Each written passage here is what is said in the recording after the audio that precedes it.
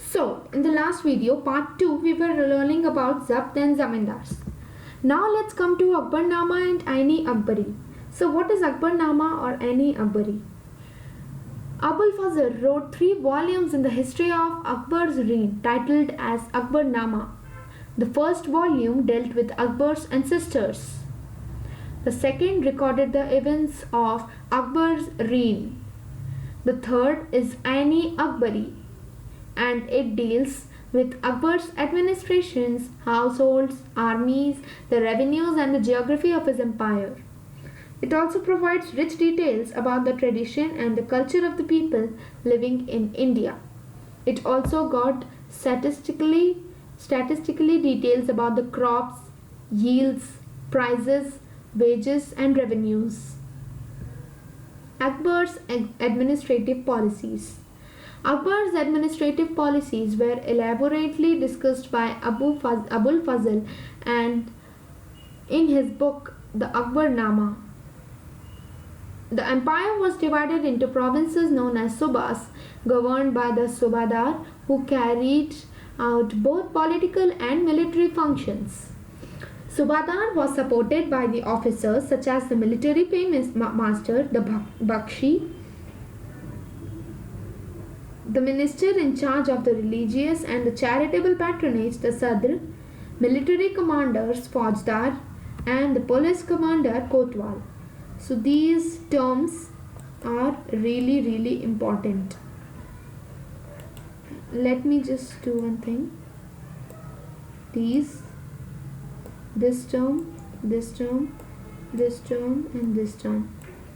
Okay, it's really important to learn all these terms for the paymaster, charitable patronage, military commanders, and the town policeman commander. And this one also, this is also an important word, which is each province had a financial officer or diwan. Akbar's nobles commanded large armies and had access to large amounts of revenue. Akbar's religious policies.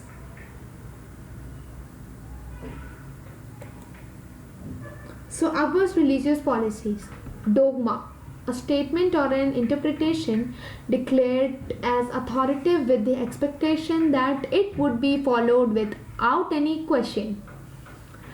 By God, an individual who is intolerant of another person's religious beliefs or culture. Akbar's discussion on the religion with the ulama, Brahmanas, Jesuit priests who were Roman Catholics, and Zoroastrians took place in the Ibadat Khana. He realized that the religious scholars who emphasized rituals and dogmas were often bigots. Their teaching created divisions in the disharmony amongst the people, amongst his subjects.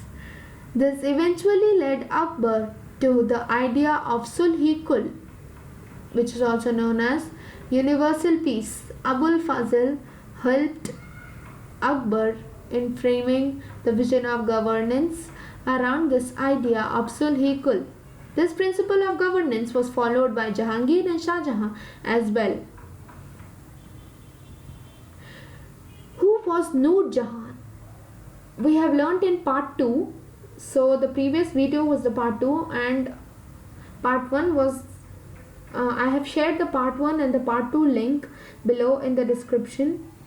So Nur Jahan was the wife of the Emperor Jahangir. Nur Jahan was also known as Mehrunissa from birth until her marriage to the emperor. She was the most powerful and influential woman at the court during a period when the Mughal Empire was at the peak of its power and glory. As a reward for her loyalty and support, Jahangir struck silver coins bearing his own title on one side and Queen Begum Nur Jahan on the other side. She is the only Mughal woman in whose name coins were struck. Nur Jahan's farman order has praising and respecting words for her. Farman, he is an important it is an important document order of Noor Jahan. Mughals in the 17th century. Mansabdars gained a lot of power and became highly corrupt under the rule of later Mughal kings. The Mughals and the Mansabdars spent a lot on the salaries and goods which benefited the artisans and peasantry, but the large scale of revenue collection left very little for the artisans and the peasantry. They created new provinces like Hyderabad and Awadh, and they still continued the king in Delhi as the master and emperor. Oh, quiz time. Let us see the question number 1. What is primogeniture? Okay, for this video there is only one question. 5, 4, 3, 2, 1.